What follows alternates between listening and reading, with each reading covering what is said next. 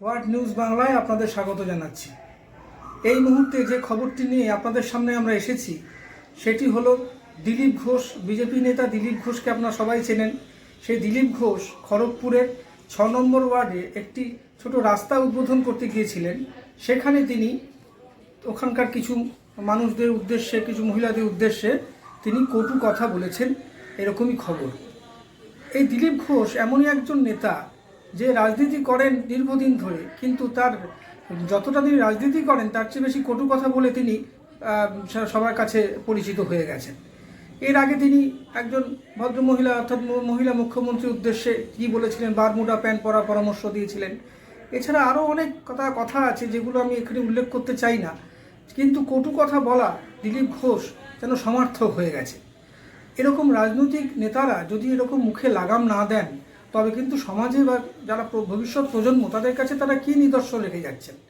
একটা রাস্তা উদ্বোধনে গেছেন, কিছু মানুষ তাকে ঘিরে ধরেছে, কোনো হয়তো কথা বলছে কি কোনো অসন্তোষও জানাতে পারে, কিন্তু তাই বলে তাদের বাপ তুলে কথা বা কোনো কটু কথা বলা, অশ্লীল কথা বলা, এগুলো কি কোনো দরকার ছিল? দিলীপবাবু, আপনি তো অনেক দিনের নেতা, আজকের নয়, যথেষ্ট একসময় রাজ্য সভাপতি ছিলেন। তবে কেন আপনার এইটুকু নিয়ন্ত্রণ কেন করতে পারছেন না? নিজের টেম্পারমেন্টকে কেন কন্ট্রোল করতে পারছেন না? একটু কেউ কিছু বললে সঙ্গে সঙ্গে তাকে তেড়ে যাচ্ছেন, তাকে বাজে কথা বলছেন। এরকম অনেক নেতা আছে।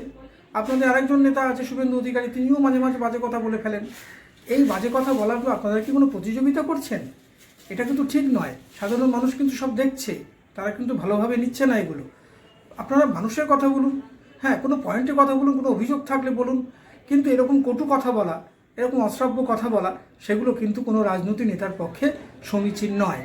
যে কোনো দলই হোক, সেটা কোনো দল এখানে নির্বিশেষে, দলমত নির্বিশেষে কখনোই কারোর সব উদ্দেশ্যে কোনো কটু কথা বলা কাম্য নয়, উচিত নয়। রাজনীতি মানুষের স্বার্থে করছেন, করুন। রাজনৈতিক দলে জেতার চেষ্টা করছেন, করুন। ক্ষমতায় আসার চেষ্টা করছেন, সেটাও করুন, কিন্তু মানুষকে দয়া করে ছোট করবেন না। এই জনতা জনার্দনই কিন্তু আপনাদেরকে জেতায়। সুতরাং ভুলে যাবেন না, তাদের উদ্দেশ্যে কোনো বাজে কথা বলা, এটা কিন্তু একটা সুদূর প্রসারী প্রভাব পড়তে পারে আপনার দলের পক্ষে এবং সমাজের পক্ষে। এইটুকুই রইল। আপনারা প্রতিবেদনটা দেখুন, ভিডিও দেখুন। নমস্কার। আমাদের ভিডিও ভালো লাগলে লাইক ও শেয়ার করুন, কমেন্ট সেকশনে গিয়ে জানান আপনাদের মতামত। আরও ভিডিও পেতে চ্যানেলকে সাবস্ক্রাইব করুন। প্রতি মুহূর্তে খবরের আপডেট পেতে প্রেস করুন বেল আইকন।